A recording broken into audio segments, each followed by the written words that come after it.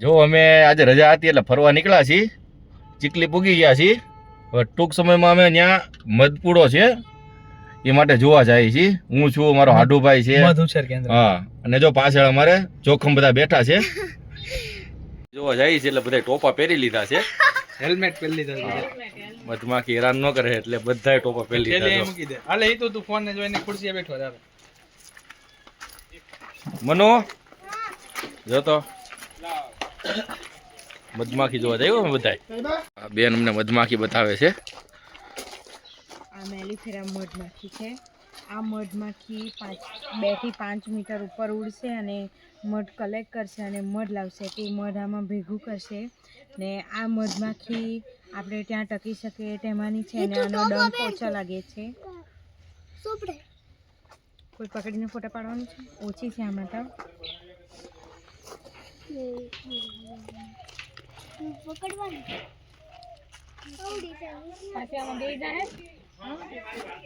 ઉડી ગઈ.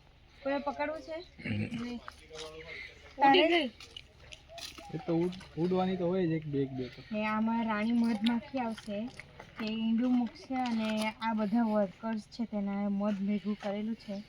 આ બધા 2 થી 5 કિલોમીટર ઉપર ઉડશે ને પછી પરાગનયન કરીને મધ લાવશે, પોલાણ લાવશે.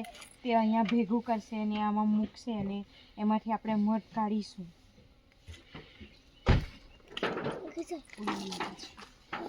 આ ઉડી ગઈ તે હવે તો આવી જશે. એનું અહીંયા છે, અહીંયાથી એનું કાણું છે ઘરનું, એ અંદર જશે. પછી આ સેમ્પલ છે. હા, આ મધના સેમ્પલ છે જેથી મધ ભેગું કરીને.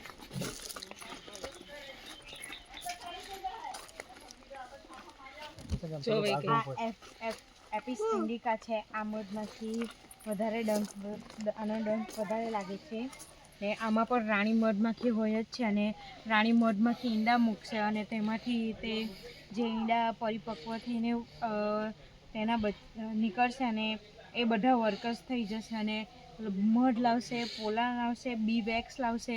તેનો ઉપયોગ આપણે કરી શકીએ. મધનો ઉપયોગ આપણે ખાવામાં, પછી બી વેક્સનો ઉપયોગ આપણને કઈ બી વસ્તુ તરીકે થાય છે, પછી પોલાણનો ઉપયોગ બી થઈ શકે ખાવામાં આપણને. ને આ મધમાખી આપણે ઇટાલીની બી કહેવાય, એટલે એને એપિસ ઇન્ડિકા કહેવાય છે. કટશે એટલે એની તો કાઢીને બતાવતા ને અત્યારે ઉપર જ છે. બીજી બતાવતા અહીંયા જ. આ બધા સેમ જ છે ને? હા, આમાં હાલમાં છે ને 7000 બોક્સ આપણે રાયના ખેતર પર એટલે ત્યાં રાજસ્થાન લઈ ગયેલા છે.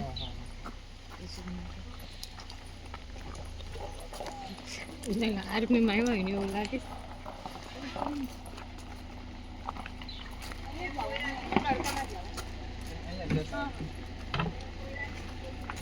તડકામાં ઓછી ઉડે. ના, ઓછી નહીં ઉડે. તડકામાં તમને દેખાશે, છાયણામાં દેખાશે નહીં. આ ટ્રાઇગોના છે. આ મધમાખી પેલી માખી આવે ને તેના જેટલી જ નાની છે ને આ મધમાખીનો ડંખ વગરની હોય છે. આ આશરે 5 થી 7 કે 6 મીટર ઉપર ઉડશે. આ વૃક્ષના પોલાણમાં રહે છે અને વૃક્ષના પોલાણમાં રહીને મધ ભેગું કરશે બધા વૃક્ષો પરથી કે ઝાડો પરથી. ને એ તુલસી છે ને, તુલસી તમે પકડીને ફોટો પડાવી શકો છો. આમાં કઈ છે બધું. ઉભા રહેવા રાખે છે. હા, આ મધ છે. મધ ભેગું કરીને એણે બંધ સીલ કરી દીધું છે આને. ને આમાં પણ રાણી મધમાખી હોય છે જેનું ઈંડું મોટું રહી ને આ બધા એના વર્કરને ખાલી આપણે આને પ્લાસ્ટિક આપ્યું છે. આ ગમ જે છે ને એ જાતે લાવીને ભેગું કરીને પછી લગાવ્યું છે. ને આમાં પણ આ પણ રાણી ઈંડા મૂકશે અને રાણીથી ઉડે નહીં શકે એટલે એના પંખ નાના હોય આ રીતે પાડતો નહીં. આ બધું મધ છે. હા, આ બધું મધ છે. આવી જાવ ઓલો સામે જેને ફોટા આપડા હોય બધા. આદિભાઈ પકડ છે. મધમાખી સન્માનિત કરીએ. મધમાખી મને આમ તો આમ. ઓહો. પણ જીવું મધ ખાવું છે, જીભ બહાર કાઢજો. હાલો, ઓકે. એમાં આપણે એને વૃક્ષમાંથી કાઢીને એને ઘર આપ્યું છે અને એ અંધારામાં વધારે અંધારામાં જ એને પસંદ છે એટલે અંધારામાં જ રહી છે ને આમાં કોઈ જીવજંતુ નહીં જાય એટલા માટે એ રાત્રે આને સીલ બી કરી દે છે. હા, રાત્રે અને એનું એના- આટલું ગમતું જ ઘર છે તમે જોયું. એની હાથે પેક કરી દેવી. હા, એની જાતે જે પેક કરી દે એના છે. થૂક એના થૂકથી એ છે ને માળ ઓલા કે ને ઝાડ બનાવી નાખે. આમાં બી ટ્રાઇગોના છે. આ દેખાય છે? હા, એમાં. અત્યારે અહીંયા 3 પ્રકારની જ મધમાખી છે. હા, 3 પાકી છે. બાકીની હાલની છે ને તે રાજસ્થાન જેવા છે. આ મધમાખીના જો આ રીતના આ લોકો ઓલા હા, છે પ્લાન્ટ. આ રીતે નવેમ્બરથી જાન્યુઆરી મસ્ટર્ડનું, પછી અજમાના ફૂલો તે ઓક્ટોબરથી નવેમ્બરમાં આવે, પછી ફેબ્રુઆરી ને માર્ચમાં તે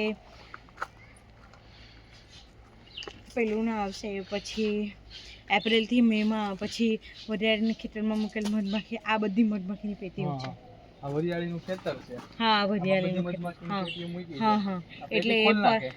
પેટ ના એ આપોઆપ જ જશે. આ અહીંયા પેલું છે ને એનું આ રીતે એનું ઘરનું કાણું છે ને નાનું કમથું, એમાંથી જ જશે ને એ લાવશે મધ ને ભેગું કરશે. એમાં પોલાણ હશે, મધમાં બી વેક્સ હશે, એ બધું અંદર જ એ ભેગું કરે છે. જ્યારે આપણે કાઢીએ ને ત્યારે એ જાતે જ અલગ થઈ જશે. એમ નહીં, પછી આમાંથી એમ જો કે મધ ત્યારે માખીઓ ક્યાં જાય? માખીઓ આવી રીતે આપણા પર હજારો બોક્સ છે, 1000થી ઉપર. તેમાં છે ને મધમાખી જાતે જ મધ ભેગું કરે ને પછી એને આમ ખંખેરી નાખવાની. આવી રીતે આ જે પેલું આપણે પકડીએ ને તેને આમ છટકેરી નાખવાની, એટલે એ જાતે જ અંદર પેલુંમાં પડી રહેશે. અને પછી એને બીજી આવી લાકડીની પેલું છે ને આ જે બનાવેલી છે ને એવી ફેમ બનાવીને આપી દેવાની. એટલે એ જાતે જ તેમાં જશે ને જાતે જ પોતાની રીતે જ આપણે ભેગું કરશે. સર અશોક સર જે છે ને તે એમ કહે કે આ મધમાખી મારી ગાય છે, એ જાતે ચરવા જશે અને મને દૂધ જાતે આપશે, એવું કહે છે. એટલે આપણે એને ચરાવવાની જરૂર નથી, એ જાતે ચરી આવશે અને જાતે મધ આપશે.